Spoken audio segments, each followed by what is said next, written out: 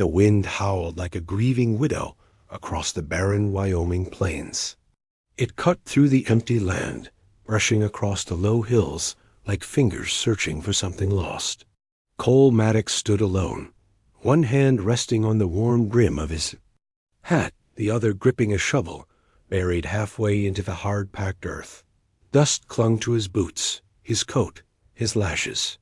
Before him lay a freshly filled grave, the mound of earth still settling like a wound trying to scab. They were both in. There his wife and the son she never got to meet.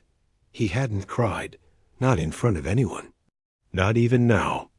The tears had long since dried up, somewhere between the sound of her last breath and the long ride back from the doctor's house with an empty saddle beside him. What remained was the silence, a silence that had carved itself into every corner of his home and made itself at home like an unwelcome guest. He tossed the last bit of earth onto the mound and turned his back to it. Not out of disrespect, he couldn't bear to look any more. The cross he'd made from the old barn's timber leaned slightly in the wind, creaking softly, like a farewell, whispered just beyond hearing. That sound would haunt him more than any. Memory. The ride back to the ranch was slow, not from weariness, but because he no longer had anything to rush toward. The land stretched around him, dusty golds and pale blues, broken only by the black fence lines and the distant shimmer of heat over the dirt road. Even his horse, a chestnut mare named Lucy, seemed to move with caution, as if sensing her rider's heavy heart. The ranch had shrunk. That's how it felt, anyway. Where once it had brimmed with life-barking dogs, chattering chickens, the scent of bread cooling on windowsills, now it felt abandoned, even with him in it. The walls echoed. The creak of the floorboards sounded like a reminder that he was the only one left to make them speak. He didn't light a lamp that night, just sat in the dark with his boots still on, staring at the cold hearth.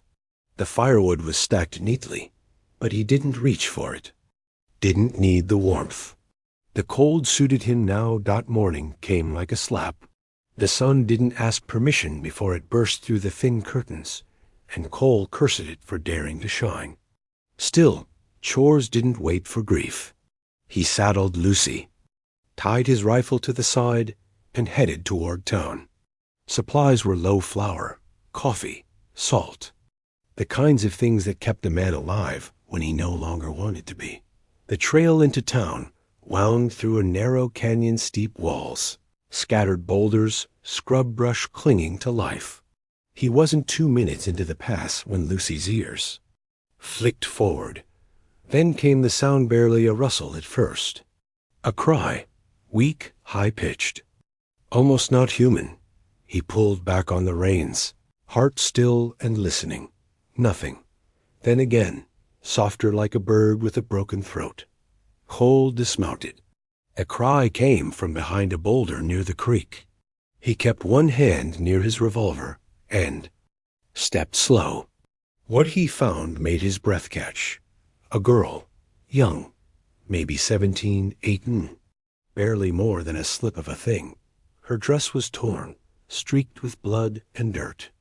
Her face guard was swollen on one side, a deep gash running from temple to cheek. Her lip had split, dried blood crusting the edges.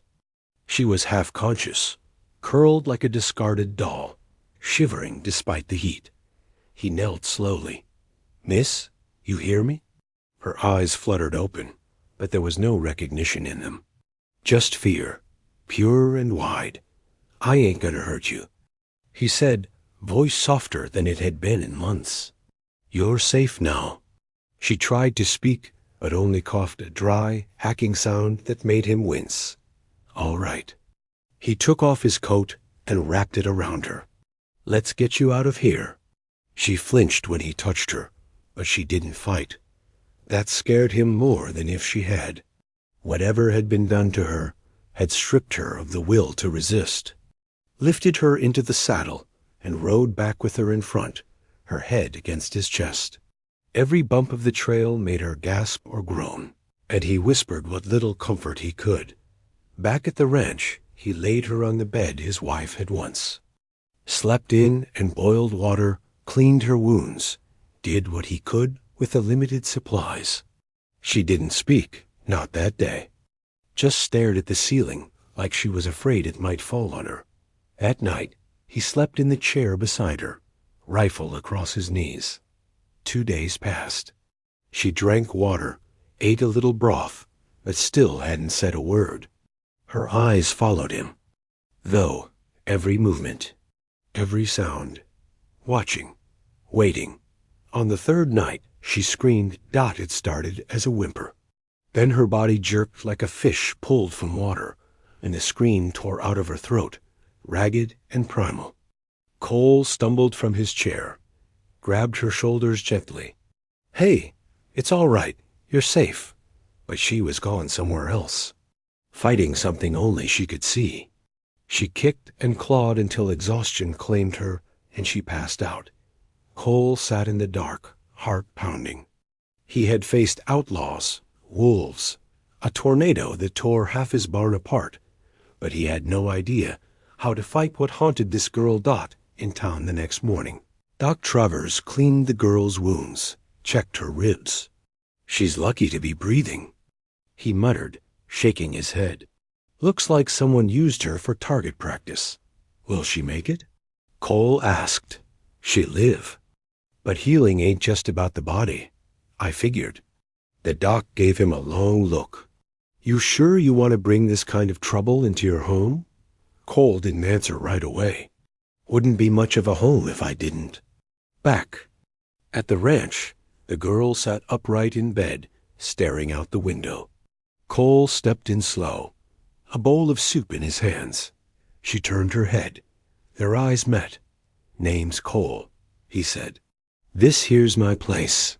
You're welcome to stay until you're strong enough to leave." She didn't respond.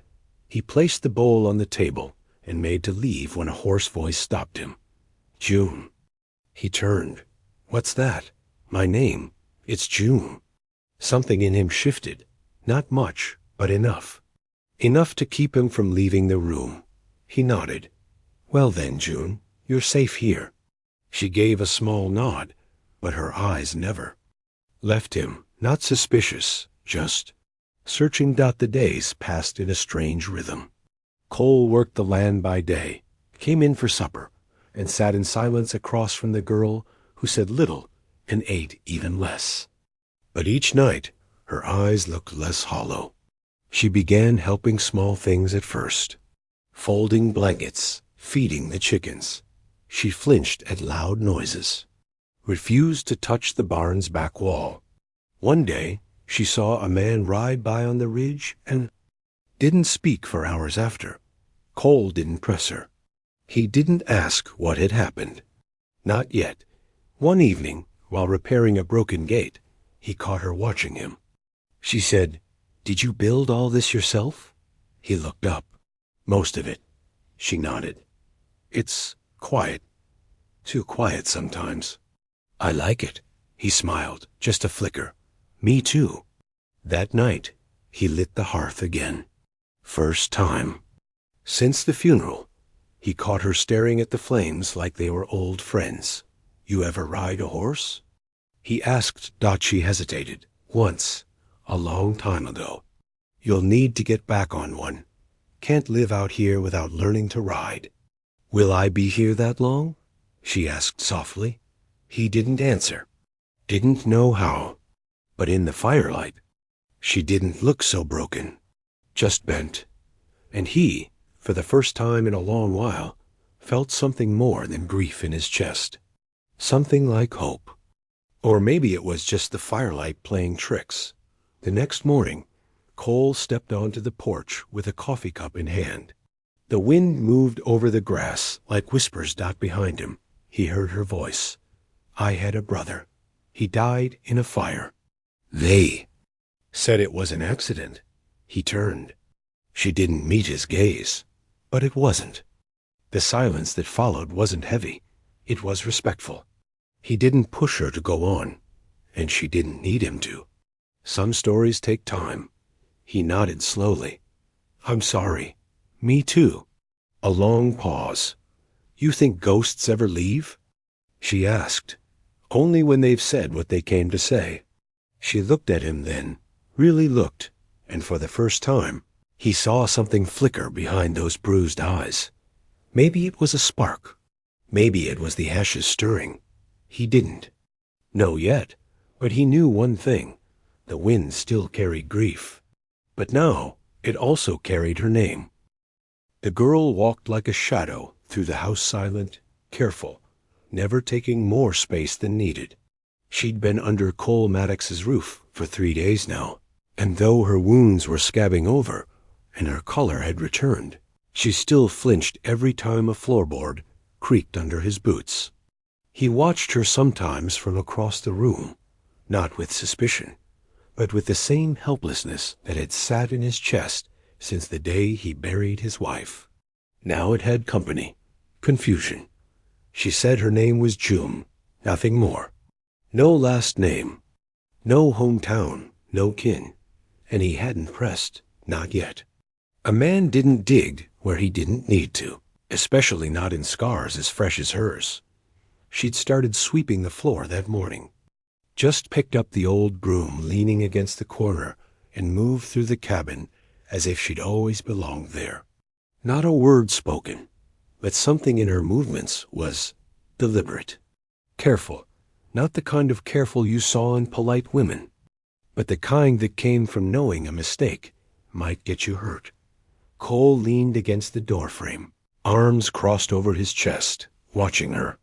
She hadn't seen him yet. You don't have to do that, he said quietly. She didn't startle, just kept sweeping, her eyes on the dust. I know, she said. That was it. 3 words. But he nodded, and she kept going. That was their rhythm. Now quiet understanding threaded with silence too deep for most people to bear. But Cole was a man well acquainted with silence. Later that afternoon, he saddled Lucy for a supply run. The nearest town, Granger, was a couple hours' ride. He didn't want to leave June alone, but he also didn't want her seeing how little food they had left. She needed peace, not worry. You'll be all right here for a few hours? He asked, hand on the saddle horn.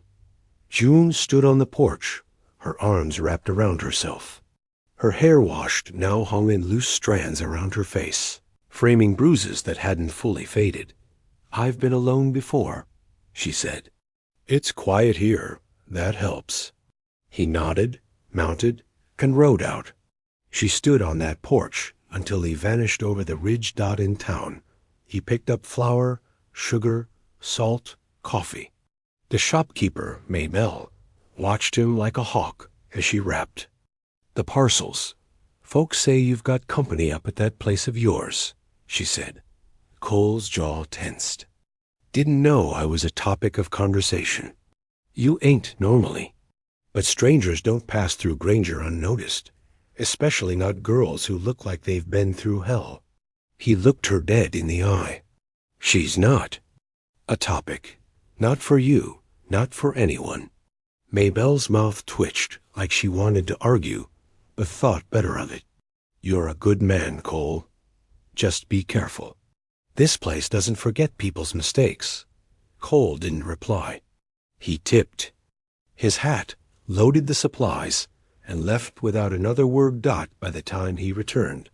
Dusk had begun to crawl over the plains. The light hit the cabin just right, casting long shadows through the slats.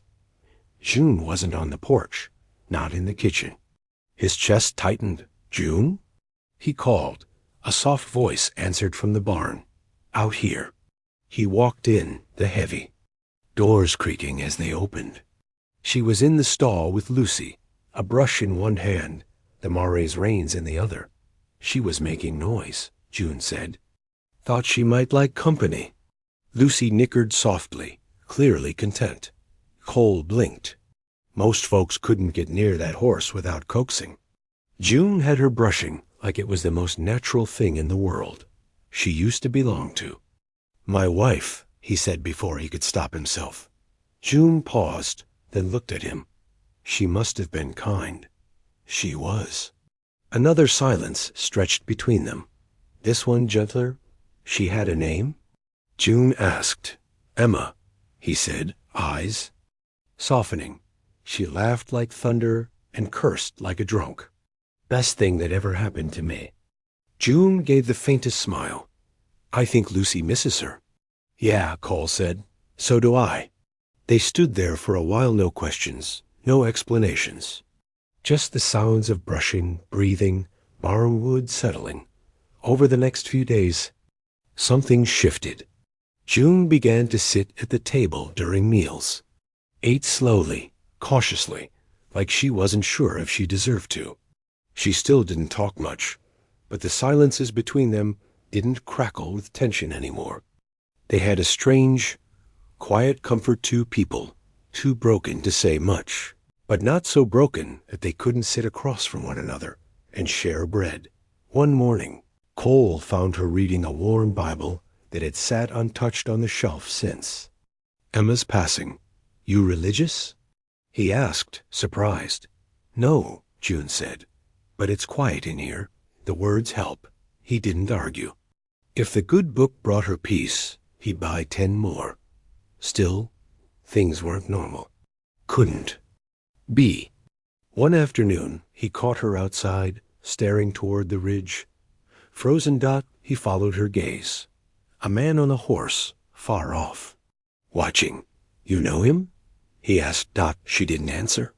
Just walked back into the house, locked the door behind her.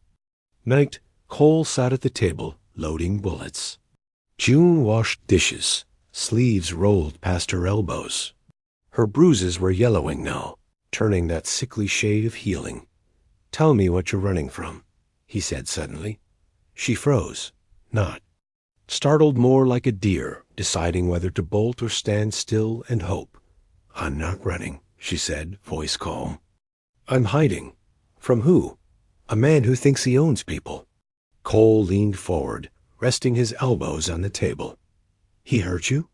He hurt a lot of people. And you escaped? June looked at him then. Her eyes were fire, not fear. I did what I had to. I didn't plan to live, but I didn't want to die in his house. Cole nodded. He respected that.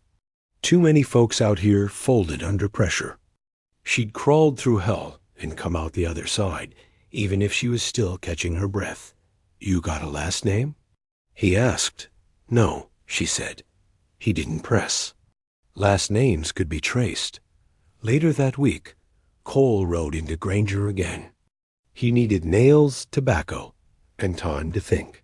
At the general store, while waiting for Maybelle to tally his goods, he spotted something folded behind the counter. Paper. Handbill. He asked for it. Maybelle hesitated. Let me see it. He said. She unfolded it.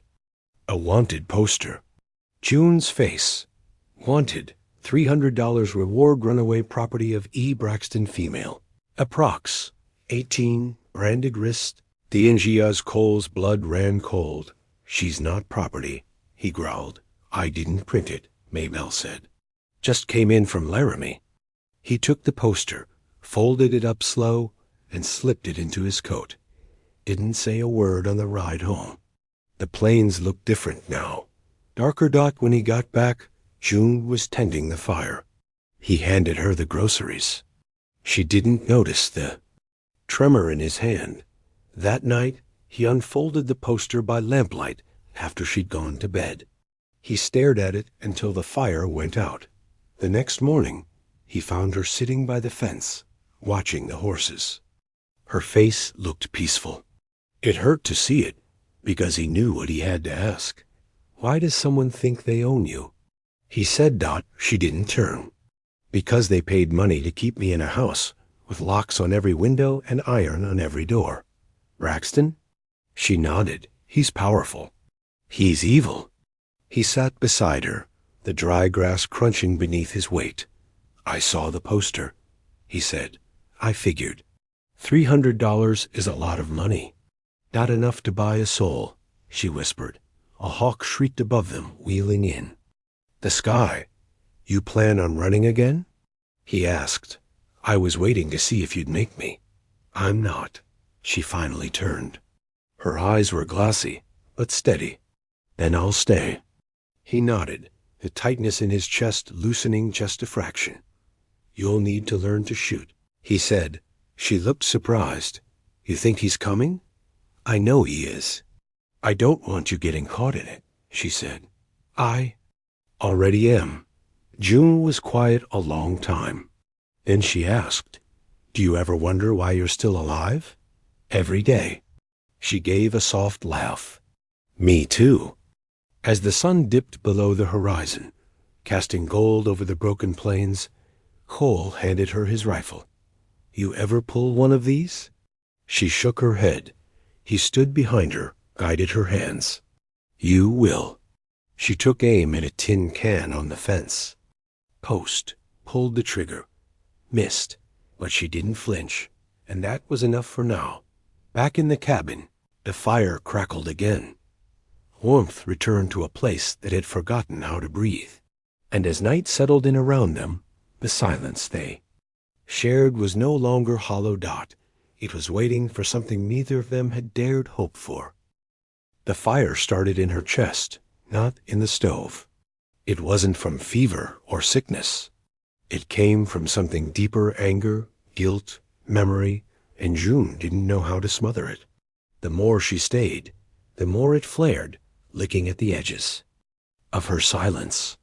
Each time she heard Cole's voice, soft and steady, each time he looked at her like she wasn't ruined goods, the flames inside her burned hotter. She didn't know what to do with that warmth, not when all she'd ever known was cold. Cole noticed.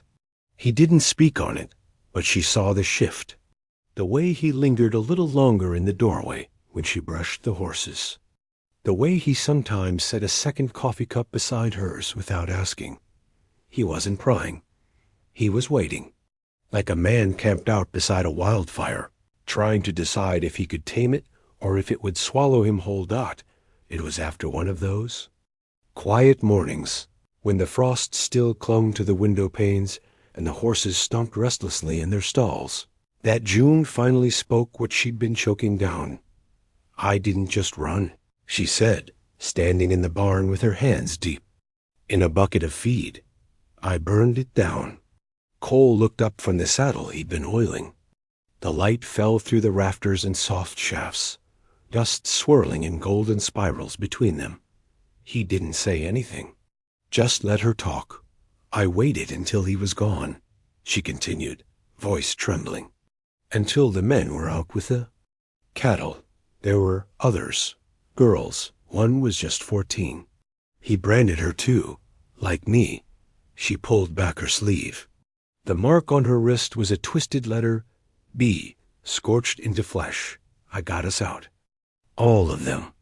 We made it to the tree line before his men noticed. They chased us. We scattered. I never looked back. Her voice cracked. She took a breath and stared at the horses like they might offer strength. I lit the oil shed. Thought, maybe if the fire spread, they'd be too busy saving what they owned to chase what they didn't. Cole stood slowly, the saddle brush forgotten. Did anyone die? She shook her head. I don't think so. But I don't care if he did. That silence fell again, sharp, heavy. But Cole didn't look at her like she was a monster. He didn't reach for his rifle. He just nodded. Good. That one word hit her harder than any kindness had. She blinked. You mean that? I mean that if I'd been there, I'd have poured the oil for you. A strange thing happened in her chest, then something cracked. She didn't cry, but the weight she'd carried pressed a little less heavy against her lungs. She hadn't come to him for absolution, but it was what he gave her anyway. That night, they sat at the table, and she didn't count the seconds between each word. Cole passed her the potatoes, and she reached for them without flinching. Outside, wind pushed against the windows, but it couldn't get in. Not tonight. But the quiet didn't last out 2 days later. While Cole was fixing the fence out by the west pasture, he saw a trail of smoke curling into the sky. Not from his chimney. From the north ridge. A campfire. He didn't go to it right away. Just stared. Not many traveled those hills unless they had a reason. He came back to the house with tension in his shoulders. June was sitting by the fire, her knees drawn to her chest. She looked up when he entered, saw the look in his eyes, and knew. They're here. Could be travelers, he said. They're not. He didn't argue. Just walked to the closet, pulled down the shotgun, and checked the shells. June rose. Slowly. They won't stop. I know. You could let me go. He paused, looked at her. That what you want? No. Then they'll have to try harder. That night, Cole slept by the door. June didn't sleep at all. The fire in her chest flared again, hotter, brighter. It wasn't fear this time. It was resolve. The next morning, they found footprints near the barn. Boot prints, deep ones. Not Cole's. He crouched beside them, brow furrowed. How many? June asked, standing behind him. 3, maybe 4. She glanced toward the hills. Scouting. Cole nodded. They're watching. Waiting. For dark. He stood, wiped his hands on his jeans. Then we don't wait. They spent the afternoon preparing. June packed supplies while Cole reinforced the doors. Guns were cleaned. Ammunition laid out. They set up lanterns in the windows, a trick to make it look like more people were inside. June watched him move, the calm in his eyes, the steadiness of his hands. A man who'd lost everything, yet still stood like nothing could knock him over. Again, why are you helping me? She asked as he laid a rifle beside the bed. Because someone should have helped you a long time ago. She didn't reply. But something tightened in her throat. Night came slow and heavy. The stars were blotted out by clouds, and the air smelled of gunpowder and coming blood. Cole stood watch on the porch. June waited inside, holding the pistol he'd given her like it weighed more than her past. The first man came just after midnight. He stepped from the shadows, slow and sure, thinking himself a wolf among sheep. Cole dropped him with one shot. Second ran. Cole didn't chase. He stood his ground, gun smoking, eyes locked on the dark horizon. Inside, June stood near the window, heart pounding. She hadn't seen the shot, only heard it. But she saw Cole's silhouette against the moonlight, tall, still, ready. The fire inside her didn't waver. The next attack came just before dawn. 2 men crept through the barn. Cole met them head on. One caught buckshot in the thigh and screamed. The other fled. June stayed inside, pistol in hand, every muscle tight. She wasn't afraid of dying. She was afraid of letting someone die for her. The wounded man crawled toward the corral. Cole didn't shoot again. He let him go. Let him spread word that this ranch wasn't easy prey. By the time the sun climbed over the hills, only silence remained. June stepped outside. The air smelled of blood and smoke. Cole was leaning against the fence, reloading. You all right? He asked. She nodded. You? I've had worse days. She walked to him, slow. They'll come again. I know. Then I should learn. He looked at her. To shoot, she clarified. I can't keep hiding behind you. He nodded. We'll start tomorrow. She didn't smile, but her jaw set with determination. Later, while he was inside binding his arm cut by a grazing bullet, June sat on the porch. The sunrise turned the land gold. She looked out over it and saw it clearly for the first time. Not as a place to run through, but a place to stay. A place she might someday claim as hers. Inside, Cole unfolded a telegram that had arrived earlier that week, but had remained unopened in the tension. It read, She's mine. I'm coming. E. Braxton. He folded it again and stared at the Flames. The fire they carried was far from out. He didn't tell her. Not yet, but the storm was coming. And this time she'd be ready to stand in it.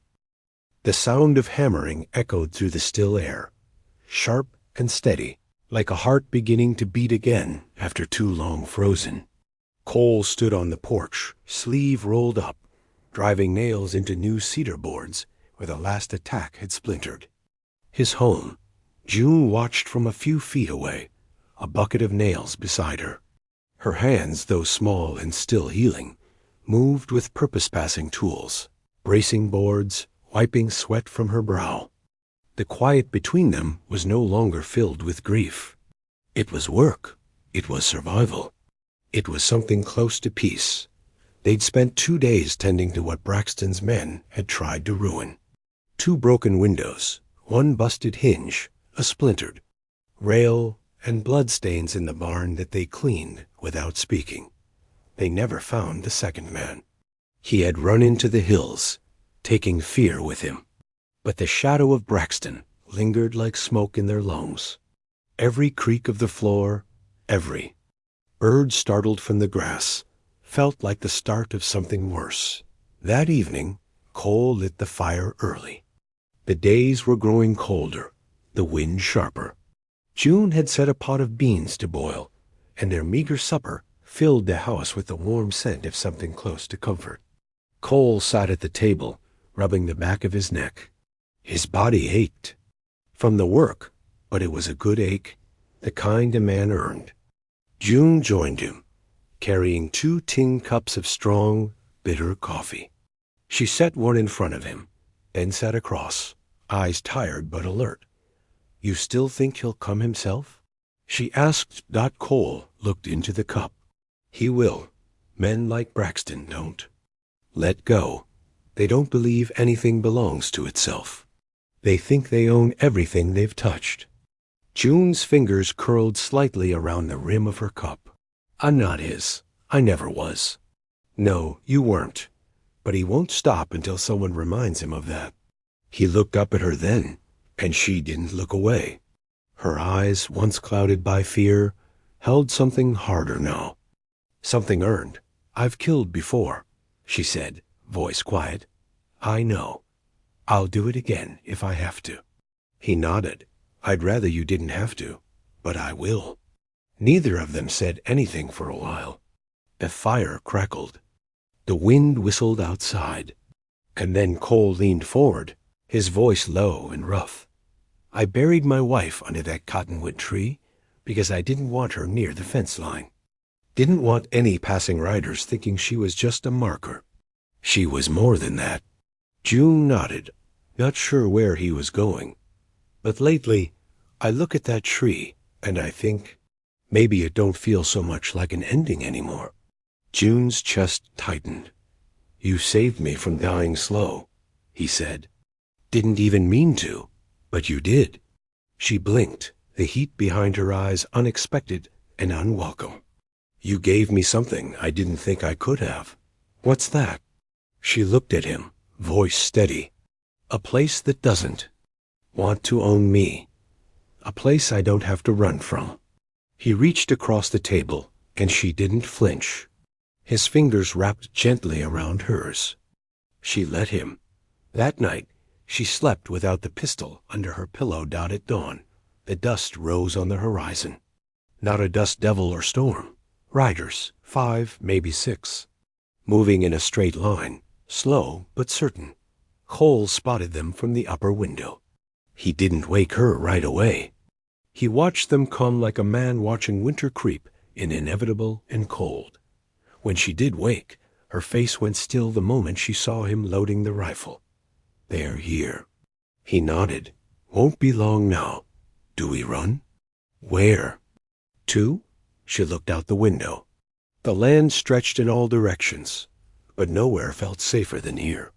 "We stand," she said. He handed her the shotgun. She took it with both hands, checked the chamber like he'd taught her. No tremble, no fear. Just preparation. They didn't barricade the house this time. Instead, they stood outside. Braxton's men rode into view, a mix of hired guns and former ranch hands. And at the center, mounted on a black horse and wearing a coat too fine for dust, was Elias Braxton. He dismounted slowly, looking around the property like a banker appraising livestock. His eyes were pale, expression carved from ice. His voice, when he spoke, was smooth and cruel. "You've got something of mine, Maddox." Cole didn't answer. "She belongs to me." "No," June said, stepping forward, shotgun resting against her shoulder. "I don't belong to you, not anymore." Braxton's eyes shifted to her, and for the first time, a flicker of recognition passed between them. Not fear, not even anger. Ownership, lost and challenged. "I gave you food, shelter. You gave me a cage. You're branded. That means something." She raised the shotgun. "It means you'll die if you come any closer." Braxton smirked. "You won't shoot me, girl." Cole stepped forward. "You sure about that?" The tension snapped like a twig. One of Braxton's men reached for his gun. Cole fired first. Next moments were chaos gunfire cracking through the air. Hooves thundering, dirt kicked into clouds. June took down one man as he charged the barn. Cole shot another by the water trough.